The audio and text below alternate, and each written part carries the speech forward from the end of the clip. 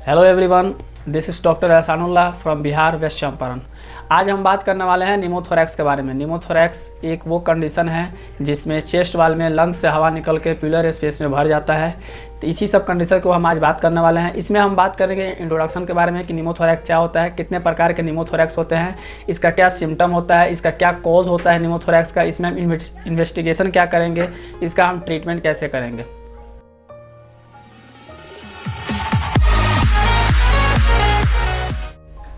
तो medical term का नाम है निमोथोरैक्स। निमो का मतलब होता है एयर और थोरैक्स का मतलब होता है चेस्ट वाल, मतलब कि एयर जो है चेस्ट वाल में आकर के जमा हो गया है।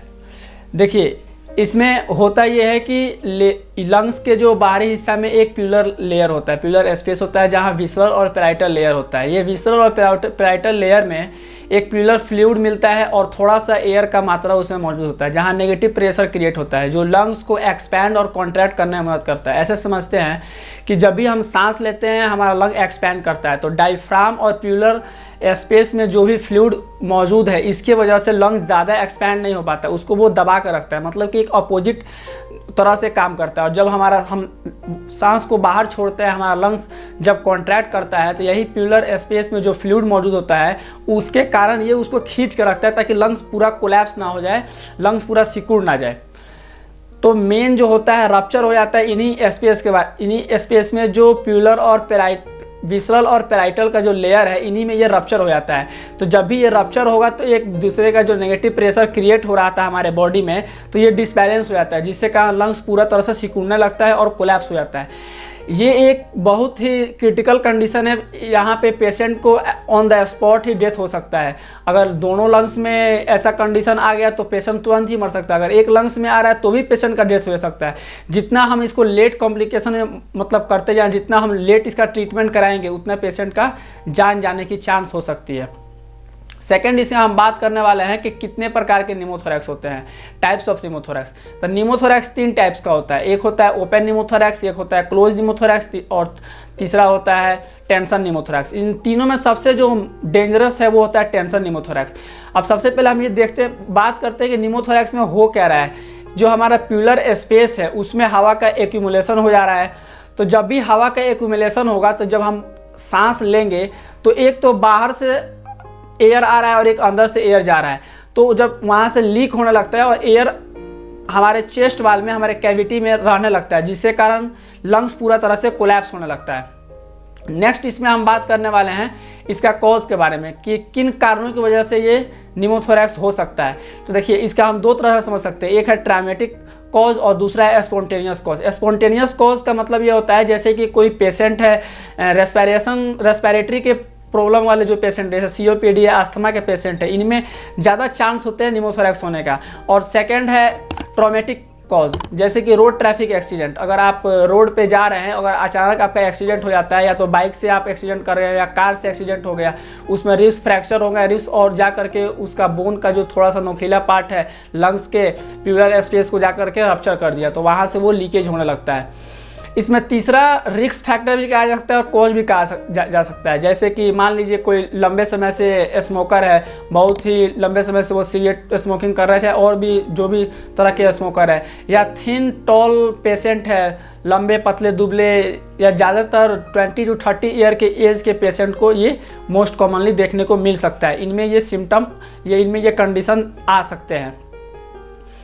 और इसमें नेक्स्ट जो है वो लंग्स एक साइड में ही कोलैप्स होता है, ये यूनिलेटरल लंग्स का कोलैप्स होता है। और ये जितना क्रोनिक होता जाए, यानी कि जितना लेट से हम इसका ट्रीटमेंट कराएं या इसका इलाज करें, तो पेशेंट का डेथ होने का चांस बहुत ज़्यादा होता है और वो क्रिटिकल कंडीशन में जा सकता है। नेक्स्ट इसमें हम बात करने वाले हैं सिम्टम के बारे में, पेशेंट क्या सिम्टम लेकर के आएगा या पेशेंट को क्या क्या सिम्टम हो सकता है। तो ये रेस्पिरेटरी प्रॉब्लम है, लंग्स कोलैप्स हो रहा है, यहाँ पे लंग्स के बाहरी लेयर में रप्चर हुआ है, तो पेशेंट को सबसे पहले सांस लेने में दिक्कत होगा, पेशेंट जोर जोर से सांस लेना स्टार्ट कर देगा। पेशेंट के चेस्ट वाल पे वहाँ पे शार्पनेस पेन होगा, चुभने वाला एक दर्द जैसा पेन होना स्टार्ट हो जाएगा। पेशेंट का ब्लड जो सप्लाई है वो कम हो जाएगा और बहुत और सारे ऑर्गन में भी ब्लड सप्लाई कम जाएगा।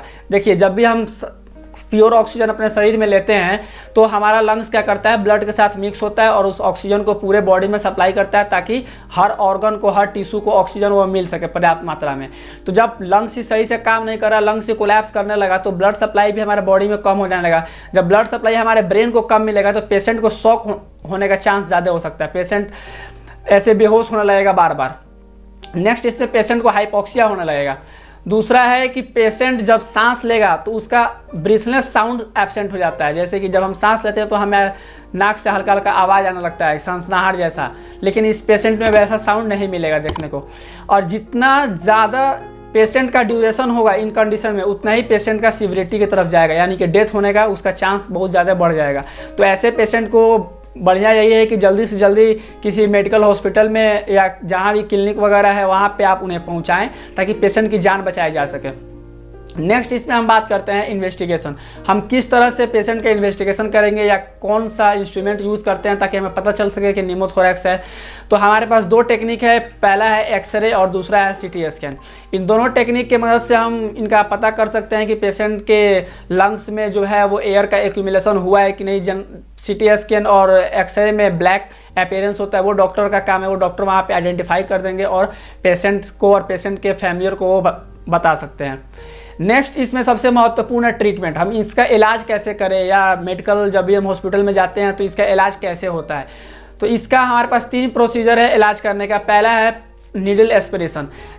लंग्स वो फूला हुआ है, वहाँ एयर का एक्यूमुलेशन हुआ है तो वहाँ पे हम नीडल को एक चुभाते हैं जिसके कारण एयर बाहर निकल जाता है। अगर इस मेथड से भी पेशेंट का रिकवरी नहीं हुआ, ठीक नहीं हुआ, तो सेकंड हम इसमें करते हैं ट्यूब लगा करके और पेशेंट का एयर को बाहर हम निकालने की कोशिश करते हैं।